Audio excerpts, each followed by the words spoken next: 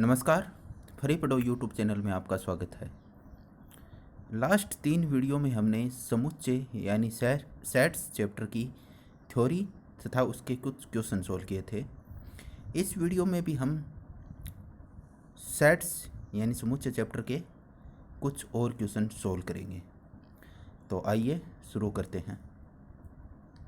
पहला क्वेश्चन है, 65 व्यक्तियों के समूह में 40 व्यक्ति क्रिकेट और 10 व्यक्ति क्रिकेट तथा टेनिस दोनों को पसंद करते हैं, तो कितने व्यक्ति केवल टेनिस को पसंद करते हैं किंतु क्रिकेट को नहीं?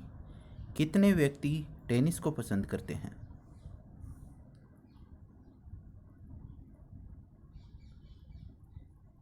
तो यहाँ देखिए, 65 व्यक्तियों का समूह है, यानी 65 ऐसे व्यक्ति हैं जो या तो क्रिकेट को पसंद करते हैं या फिर टेनिस को पसंद करते हैं, यानी एन टेनिस यूनियन क्रिकेट बराबर 65 हो गया।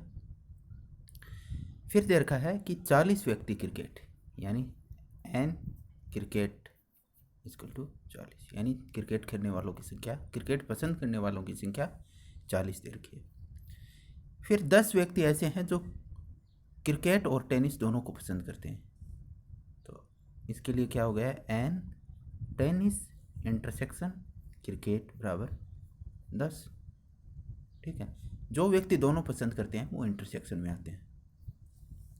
तो अपने को पूछा क्या है कि हमें ऐसे व्यक्ति बताने हैं, उन व्यक्तियों की संख्या बतानी है जो केवल टेनिस को पसंद करते हैं, क्रिकेट को नहीं। पहला क्वेश्चन तो ये। दूसरा इसी का पार्ट है कि कितने व्यक्ति टेनिस पसंद करते हैं, यानी जितने भी व्यक्ति टेनिस पसंद करते हैं उनकी संख्या बता दी। तो मैंने ये वेन डायग्राम बना लिया, वेन आरेख बना लिया।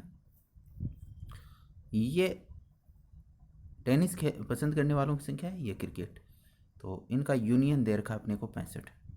ठीक है, यानी टोटल 65 व्यक्ति हैं जो कोई न कोई गेम पसंद करते हैं। फिर क्रिकेट पसंद करने वालों की संख्या दे रखी है और इन दोनों गेमों को पसंद करने वालों की संख्या भी दे रखी है। अपने को पहले बताना है कि ऐसे व्यक्ति जो सिर्फ और सिर्फ टेनिस पसंद करते हैं, तो वो हो गया ये वाला पार्ट। ठीक है, ये जो मैंने छायांकित कर रखा है ये वाला पार्ट, यानी एन टेनिस माइनस क्रिकेट, यानी ये जो पूरे टेनिस वाले हैं इनमें से ये जो इनका कॉमन पार्ट है वो घटा दूंगा, तो अपने पास ऐसे व्यक्ति आ जाएंगे जो सिर्फ और सिर्फ टेनिस खेलते हैं। तो लेकिन हमें सबसे पहले ये पता करना होगा कि कितने व्यक्ति टेनिस को पसंद करते हैं, यानी ये वाला पार्ट, ये जो टोटल पार्ट है ये वाला पार्ट बताना होगा। तो उसके लिए मैंने ये फॉर्मूला यूज किया, एन टी यूनियन सी बराबर N C plus N T minus N T intersection C. तो ये 65 दे रखा है, ये 40 दे रखा है, ये हमें ज्ञात करना है, ये दे रखा है। तो यहाँ से जो टेनिस पसंद करने वाले व्यक्तियों की संख्या पता चल जाएगी, जो कि अपना बी पार्ट था इस क्वेश्चन का, यानी ये वाला पार्ट। ये पार्ट, इस पार्ट का क्या आंसर आ गया, 35। अब इस पार्ट में से वो संख्या घटा देंगे जो दोनों गेमों को पसंद करते हैं। ठीक है, तो वो कौन सी आ जाएगी, सिर्फ और सिर्फ टेनिस पसंद करने वालों की संख्या। ठीक है, तो ये देखो एन टेनिस टी माइनस सी बराबर एन टी टेनिस पसंद करने वालों की संख्या माइनस जो दोनों गेमों को पसंद करते हैं, तो ये यहाँ से 35 आएगी और ये दे ही रखा है, तो ये आ जाएगी 25। तो पहले पार्ट का आंसर आ जाएगा 25 और सेकंड पार्ट का आंसर आ जाएगा 35। सेकंड क्वेश्चन है, निम्नलिखित में से कौन किसका उपसमुच्चय है, इसका निर्णय कीजिए। अपने पास 4 सेट दे रखे हैं ए बी सी डी, जहाँ पहला सेट ए दे रखा है सभी x का समुच्चय जहाँ x belongs to r, x real number है, तथा x square minus 8x plus 12 बराबर 0 को संतुष्ट करने वाली सभी वास्तविक संख्याएं x, यानी ये समीकरण है। इस समीकरण के जो हल हैं उन हल से जो समुच्चय बनेगा वो ए है, लेकिन उन हलों में से सिर्फ वही हल लेने हैं जो रियल हैं, उनसे मिलकर जो समुच्चय बनेगा वो ए दे रखा है। बी अपने को एक समुच्चय दे रखा है जिसके अवयव हैं 2 4 6, इसी प्रकार सी एक समुच्चय है जिसके अवयव हैं 2, 4, 6, 8, 10 यानी 2 से डिवाइड होने वाली सारी संख्याएं। डी एक समुच्चय है जिसमें सिर्फ एक एलिमेंट है 6। ठीक है, तो सबसे पहले हम ए को सोल्व करते हैं, यानी ए समुच्चय ज्ञात करते हैं। ए समुच्चय जो गिवन इक्वेशन है उसके हल हैं। ठीक है, तो ये मैंने इक्वेशन लिख ली, इसको सोल्व किया तो यहाँ से आंसर आ जाएंगे 2 और 6, और ये दोनों रियल हैं तो ए में ए समुच्चय में आ जाएंगे 2 और 6। तो ये बन गया अपना ए समुच्चय। बी समुच्चय दे रखा है, सी समुच्चय दे रखा है, डी समुच्चय दे रखा है। अब देखो ए में जो ए के जो एलिमेंट हैं वो बी में बिलोंग कर रहे हैं, यानी ए बी का उपसमुच्चय है। इसी प्रकार ए के एलिमेंट है वो सी में बिलोंग कर रहे हैं, तो ए सी का उपसमुच्चय है। लेकिन ए डी का उपसमुच्चय नहीं है, क्योंकि ए का जो एलिमेंट 2 है वो डी में बिलोंग नहीं करता। इसी प्रकार हम बी की बात करें तो बी सी का उपसमुच्चय है। बी ए का उपसमुच्चय नहीं है, क्योंकि बी का एलिमेंट 4 ए में बिलोंग नहीं करता। इसी प्रकार बी डी का उपसमुच्चय भी नहीं है। सी है वो किसी का उपसमुच्चय नहीं है, क्यों? सी का एक एलिमेंट 8 लिया, वो न तो ए से बिलोंग करता है, न बी से, न डी से, तो सी किसी का भी उपसमुच्चय नहीं है। बात करते हैं डी की, तो डी देखो डी में 6 है, एक एलिमेंट है, और 6 इन तीनों सेट्स से बिलोंग कर रहा है, यानी डी है वो सभी जो तीनों बाकी सेट हैं इनका उपसमुच्चय है। तो ये मैंने यहाँ देखो लिखा है, डी है वो इन तीनों का उपसमुच्चय है। इसी प्रकार ए है वो बी और सी का उपसमुच्चय है, बी है वो सी का उपसमुच्चय है। थर्ड क्वेश्चन है, मान लीजिए ए बी और सी ऐसे समुच्चय हैं कि ए यूनियन बी बराबर ए यूनियन सी है, तथा ए इंटरसेक्शन बी बराबर ए इंटरसेक्शन सी है, तो दर्शाइए कि बी बराबर सी। दो सेट, यहाँ देखो ये सेट बराबर अपने को दर्शाने हैं। अगर दो सेट बराबर हो, इक्वल हो, तो इसका मतलब हुआ कि बी है वो सी का सबसेट है, यानी उपसमुच्चय है, और सी है वो बी का उपसमुच्चय है। अगर ये दोनों कंडीशन ट्रू हो तो इसका मतलब हुआ कि बी बराबर सी। ठीक है, तो सबसे पहले मैं मान लेता हूँ कि बी है, एक एलिमेंट बी लिया जो कि सेट बी से बिलोंग कर रहा है। अब कोई एलिमेंट किसी सेट से बिलोंग कर रहा है तो वह एलिमेंट उस सेट का किसी अन्य सेट के साथ यूनियन से भी बिलोंग करेगा, क्योंकि जैसे यहाँ मैंने लिख लिया बी बिलोंग्स टू बी है, तो B belongs to A union B. क्यों? ए यूनियन बी में वही एलिमेंट आएंगे जो या तो ए में है या बी में है, या फिर, और इनके जो कॉमन है उनको एक बार लिख लेंगे, यानी कि बी इस सेट में ज़रूर आएगा। तो ये बात अपने को पता चल गई। अब अपने को दे रखा है कि ए यूनियन बी बराबर ए यूनियन सी है। ठीक है, तो इसका मतलब क्या हुआ? बी इस सेट से भी बिलोंग करेगा। बी इस सेट से बिलोंग करने का मतलब हुआ कि या बी या तो ए का एलिमेंट है या फिर सी का एलिमेंट है। मान लेते हैं कि बी ए का एलिमेंट है, और अपने को पहले से ही अपन ने मान के चल रहे थे कि B belongs to set B. ठीक है, अगर कोई एलिमेंट दो सेट से बिलोंग कर रहा है, यानी इन दोनों सेट्स का कॉमन एलिमेंट है, तो वह एलिमेंट उन दोनों सेट्स के इंटरसेक्शन से भी बिलोंग करेगा। ठीक है, तो ये वाली कंडीशन ये होगी। अब बी ए इंटरसेक्शन बी का एलिमेंट है से बिलोंग कर रहा है, लेकिन ए इंटरसेक्शन बी अपने को क्या दे रखा है? ए इंटरसेक्शन सी के बराबर है। तो इसका मतलब क्या हुआ कि बी ए इंटरसेक्शन सी से भी बिलोंग करेगा। ए इंटरसेक्शन सी से बिलोंग करने का मतलब हुआ कि बी ए का भी एलिमेंट है और बी का सी का भी एलिमेंट है, यानी इन दोनों को कॉमन है, तभी तो दोनों सेट से बिलोंग करेगा। ठीक है, तो अपन ने क्या किया कि बी बिलोंग्स टू बी है, तब अपने पास कंडीशन आ गई बी बिलोंग्स टू सी भी है, यानी कि बी है वो सबसेट है सी का।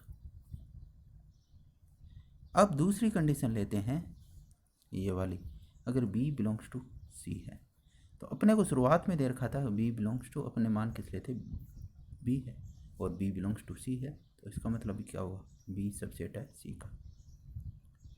इसी प्रकार जब हम कोई एलिमेंट, एक एलिमेंट लेंगे जो सी से बिलोंग कर रहा है, फिर वापस अगर यही कंडीशन दोहराएंगे तो अपने पास आ जाएगा कि सी है वो सबसेट है बी का।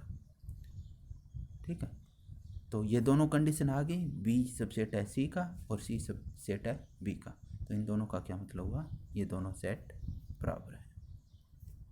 तो ये प्रूव हो गया। तो अपने को ये ध्यान रखना है कि अगर ए बी सी कोई 3 सेट हैं और ये दोनों कंडीशन दे रखे ए यूनियन बी बराबर ए यूनियन सी तथा ए इंटरसेक्शन बी बराबर ए इंटरसेक्शन सी।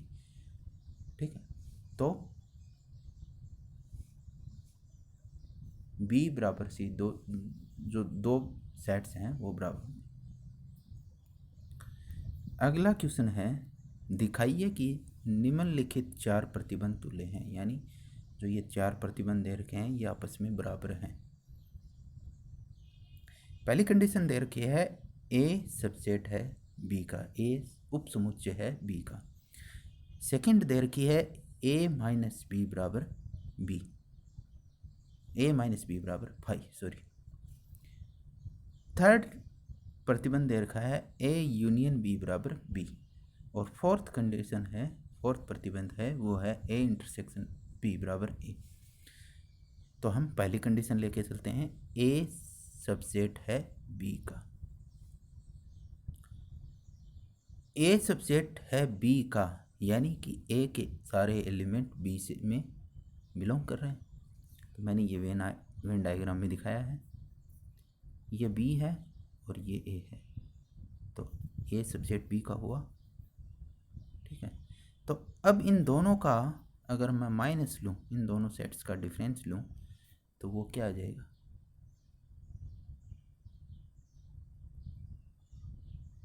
ए में से डिफरेंस करूँगा तो वो क्या आ जाएगा, 5 आ जाएगा।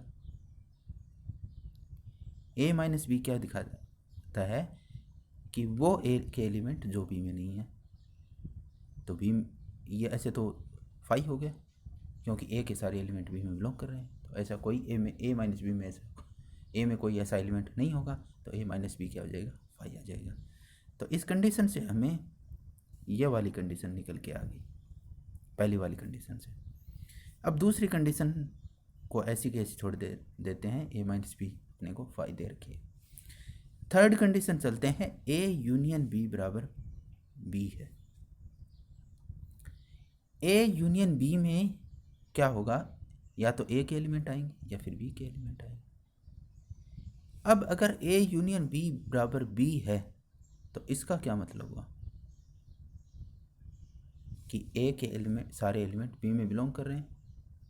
ठीक है, तो ए यूनियन बी बी बन जाएगा। तो इसका मतलब ये हुआ कि ए सबसेट है बी का। ए यूनियन बी बराबर अगर कोई सेट जैसे ए दिया हुआ होता तो अपने को पता होता कि बी के सारे एलिमेंट ए में है। अगर ए यूनियन बी बराबर बी दे रखा है तो इसका मतलब ये हुआ कि ए के सारे एलिमेंट बी में हैं। ठीक है, तो ए सबसेट किसका हुआ, बी का। ए सबसेट बी का हुआ तो पहले वाली कंडीशन से देखो, पहले वाली कंडीशन ये वाले दे रखी थे, उससे क्या आया था, ए माइनस बी बराबर 5 निकल के आया था। तो थर्ड कंडीशन से भी आ गया। फोर्थ कंडीशन है ए इंटरसेक्शन बी बराबर ए है। ए इंटरसेक्शन बी बराबर ए यानी इन दोनों के कॉमन एलिमेंट, अगर इन दोनों के कॉमन एलिमेंट कॉमन देखें तो वो अगर सेट ए बन जा रहा है तो इसका क्या मतलब हुआ, वापस वही मतलब हुआ कि ए सबसेट है बी का। ठीक है, अगर इन जैसे ये वाली कंडीशन यहाँ से मैं देखूँ तो ए इंटरसेक्शन बी करूँगा तो वो क्या आ जाएगा, ए के बराबर ही आ जाएगा। ठीक है, क्योंकि ए के सारे एलिमेंट बी में हैं तो वही एलिमेंट कॉमन होंगे और वो एलिमेंट से मिलके कौन से सेट बन रहा है, ए सेट बन रहा है, तो ए के बराबर आ गया। तो इस फोर्थ कंडीशन से भी क्या अपने को पता चल गया कि ए सबसेट है बी का, और ए सबसेट बी का है तो पहले वाली कंडीशन के अनुसार ए माइनस बी क्या आ जाएगा, 5 आ जाएगा। तो इन चारों कंडीशन से मैंने बता दिया कि ए माइनस बी 5 हैं। तो इसका मतलब हो गया कि ये चारों सेट एक दूसरे के इक्वल हैं, तुल्य हैं। अगला क्वेश्चन है, ऐसे समुच्चय ए बी सी ज्ञात कीजिए ताकि ए यूनियन बी बराबर B union C, A union B, B union C और ए यूनियन सी आरिक्त समुच्चय हो, और ए यूनियन बी मैंने क्वेश्चन गलत पढ़ दिया।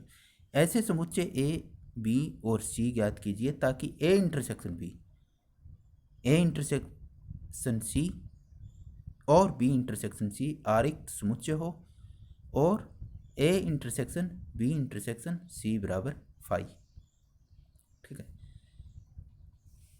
ए इंटरसेक्शन बी आरिक्त यानी 5 के इक्वल टू 5 के बराबर नहीं है, यानी एक रिक्त समुच्चय नहीं है। तो इसका मतलब क्या हुआ कि ए और बी के मध्य कुछ कॉमन एलिमेंट्स हैं। ठीक है, इसी प्रकार जो बाकी इंटरसेक्शन दे रखे हैं उनसे भी अपने को ये पता चल गया। तो मैंने क्या किया, मैंने ए सेट ले लिया ऐसा 1 2 3, बी सेट लिया 3 4 6। अब ए इंटरसेक्शन बी करूँगा तो देखो अपने पास 3 आ रहा है, तो इंटरसेक्शन बी रिक्त समुच्चय नहीं हुआ, आरिक्त समुच्चय है। इसी प्रकार सी मैंने एक सेट ले लिया 6 1 5। ठीक है, तो ये बी इंटरसेक्शन सी करूँगा तो भी 6 आ रहा है। इसी प्रकार जब ए इंटरसेक्शन सी करूँगा तो इन दोनों में जो कॉमन है वो आ जाएगा, 1 है। अब अगर इन तीनों का एक साथ इंटरसेक्शन करूँ तो वो देखना 5 आ जाएगा, करके देख लो अपने पास 5 आ जाएगा। तो इस वीडियो में हमने 5 क्वेश्चन देखे हैं और उनको सोल्व किए तथा उनसे रिलेटेड जो भी कॉन्सेप्ट था वो देखा है। ठीक है, अगले वीडियो में शायद तक जो जेई मेंस और एडवांस और इसी प्रकार जो स्टेट पीजीटी एग्ज़ाम्स हैं उनमें जो क्वेश्चन पूछे गए हैं इस चैप्टर से, समूचे अपने चैप्टर से, वो हम देखेंगे। अगर आपको वीडियो पसंद आया हो तो वीडियो को लाइक कीजिए और इसको अपने दोस्तों के साथ शेयर कीजिए और चैनल को सब्सक्राइब कीजिए। धन्यवाद।